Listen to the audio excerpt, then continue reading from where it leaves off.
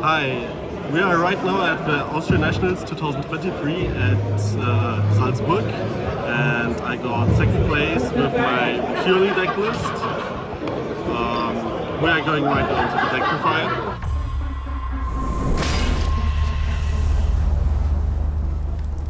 I played standard-wise Purrely,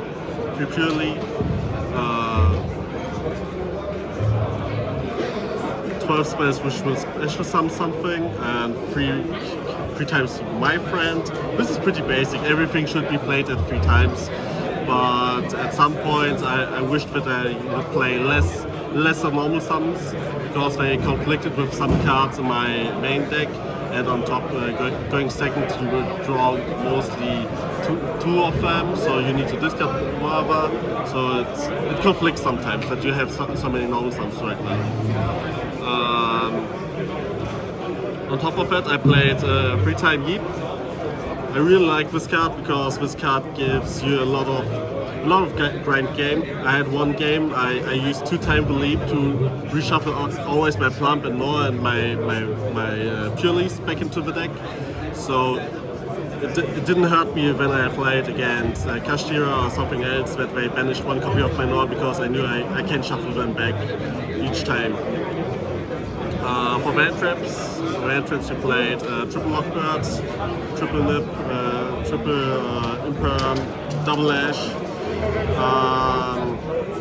I decided to run just 2 Ashes because I assumed most people are going to play Kashtira, which actually happened. I faced like 5 Kashtiras in my whole tournament.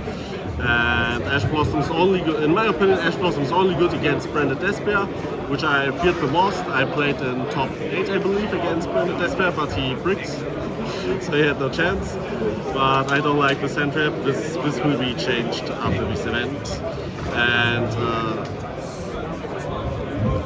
as the last non-engine cards, I played 3 Tactics. This is something in between discard engine and generic good card, because the discard engine only gives you additional cards to discards and 1 draw or something else if you play with other discard engines. But this card will always trade with any hand trap to the own discard engine, because you will go into +1. So it's actually fine, because you can choose whether you want to draw 2 cards or you want to go for the hand effect or taking 1 monster. But I never took any monster from my opponent. This never happened. I looked sometimes into the hand, this is pretty neat. And as last card of my deck I played triple Lava Golem. This was a call because we assumed that Kashtira will always play into Lava Golem, and it's good against Super Heavy Samurai if they don't play the Omega Disparta combo. So this is pretty good, and it's always good in the mirror match because the opponent will never pass on 1 more. He will always have some rank 1 side of it, so you can Lava Golem it. It's slightly worse than the Kaiju because it conflicts with a normal summon, and you can go with a Kaiju easier into an OTK with Delicious and Happy Memory, and this you need 1 extra card for that OTK. So it's a bit less good. For the extra deck, it's super basic, I think. I played double Plum, double Beauty, double Happiness. This comes up in case you play against Kashtira, and this comes up in case you lose. You get hand trapped on your first Happiness, you can summon the second Happiness in OTK again. So this is really good. This happened to me once though, I think. Like I want to go into the battle phase, my opponent used Veil on it. I was like, okay, I stay in the main phase, I summon the next one, and I OTK'd him. Double Nord, best cards. Double Zeus, really good cards. These are all the doubles. I played 1 Donald Magician. I really like her. She's nice. This is the best card in my extra deck. I really like it. It always hits if you believe enough. This is crazy. It's really crazy. 1 Kiki Nagashi Fuku because I like birds. 1 Assembled Nightingale because I like birds. And 1 Anima. Anima is really good. It's like the opponent always plays into these zones, so you can just go Anima and take it if your Purrely doesn't hit, or if it hits, like it's another play you can use. And the thing I like the most is you can go Anima and you summon Beauty with pretty memories, like like this. And you can take a card and use one beauty effect and send it to a card to the graveyard to attach one again. I really like this play. It's also good against, I forgot the name, Flanders. I played against Flanders in top 4. To the side deck, I'm not showing the whole side deck because we are still playing the German Nationals in some weeks. But the thing I'm going to show is one Ash. This was the last minute decision. I didn't know what to play instead of it, so we decided to play one Ash. Never came up. I sided in against Flanders and Trap Tricks, but for the meta matchups like Kashtira or Super Heavy Samurai, I didn't find the space to keep them in. Pre-Ogre to have a better matchup in the mirror match, and for Super Heavy Samurai because we are fearing a bit with the Sparta combo, but on the other hand we assumed that not a lot of people are knowing this combo or playing this combo because it's pretty new.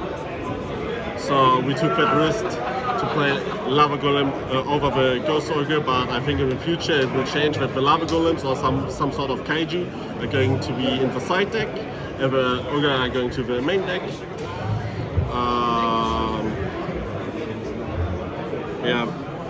Then played Double Storm, one Duster for back row matchups. It's also really good against Kashtira.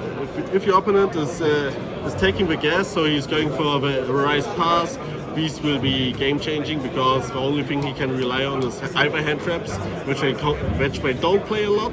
If they play something, it will be Lockbait or Shifter or Gamma, and everything else beside of that will Book of Moons, Impermanences, Eclipse, Econ, something like that. So these cards are bonkers. And for the last two cards I decided to play is one Caught by the Grave, one Monster Reborn. This sounds pretty weird to play these two cards in the side deck, but actually both of them let you play against one hand trap through. This more likely because it just trades with the hand trap, especially if it's Lockbait. This is way better than trading with the hand trap. But if you summon any Purrely, you can link it into the Anima and you go Monster Reborn, summon it back and excavate it once again. So this was really good.